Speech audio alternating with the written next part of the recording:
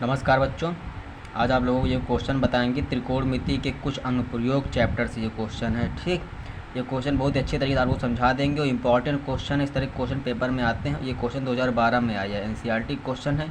देखिए, क्षैतिज तल पर स्थित एक मीनार की परछाई सूर्य का उन्नयन कोण 60 अंश से बदल कर होने पर 40 मीटर बढ़ जाती है। इसका मतलब समझे, देखो क्या करें। क्षैतिज तल पर स्थित एक मीनार की जो परछाई है सूर्य का उन्नयन कोण 60 अंश से बदलकर 30 अंश होने पर 40 मीटर बढ़ जाती है। क्या? मीनार की परछाई। तो मीनार की ऊंचाई ज्ञात कीजिए। सबसे पहले फिगर आप लोग बना देंगे। ठीक, ये हमारी क्या है, ये हमारी मीनार है।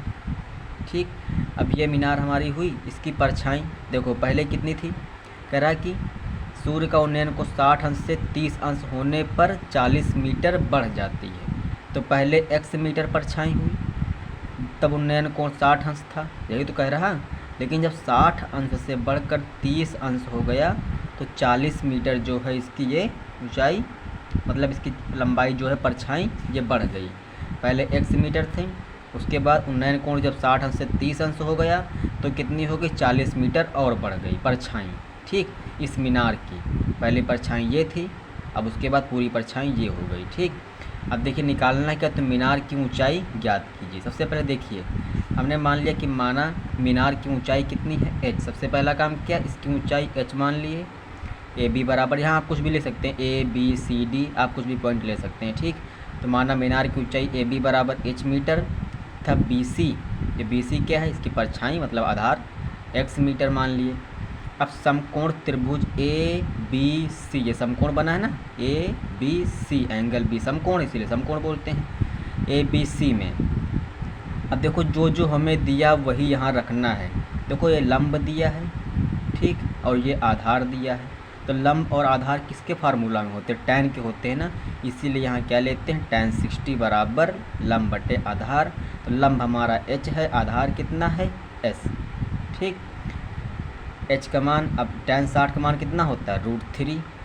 इसका क्रॉस मल्टीप्लाई करा देंगे तो कितना हो जाएगा? x equal h/√3। x का मान निकाल लेंगे यहाँ से, h/√3। अब पुनः दूसरा ट्रायंगल ले लेंगे, ABD, ये भी समकोण है। एक बार लिए थे ABC और दूसरी बार लेंगे ABD। ठीक, अब इसमें देखो, अब कि इसमें लंब जब ये लेंगे tan 30 अंश तो इसके सामने का लंब होता है, जो ये एंगल लेते हैं इसके सामने का लंब होता है। ठीक, और समकोण 90 के सामने का कर्ण होता है।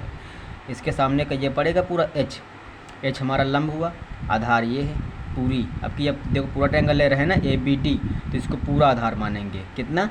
40 प्लस x, वही लिखा है h/x प्लस 40 लंब बटे आधार tan 30 अंश।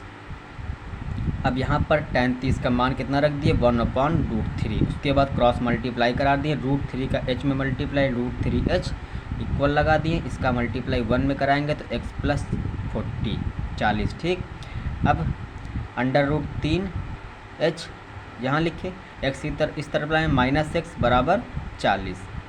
अब देखो एक समीकरण हमारा ये बन गया, एक समीकरण हमारा ये बना था। ठीक, x बराबर h/√3। अब यहाँ से x का मान h/√3 इस समीकरण में रख देंगे तो कितना हो जाएगा? √3h बराबर √3h ये वाला माइनस इसकी जगह पर, x की जगह पर h/√3 रख दिए, इक्वल टू 40 यहाँ रख दिए 40। अब इसके अपॉन में 1 लेकर LCM लेकर इसको सॉल्व कर लेते हैं। इसका मल्टीप्लाई इसमें √3 का मल्टीप्लाई क्या होगा? 3, और ये वाला h माइनस ये ऊपर h/√3, LCM लेकर इसको सॉल्व कर लिए, इक्वल टू 40। अब 3h में एक h माइनस में कितना हो जाएगा? 2h बचेगा, 2h/√3।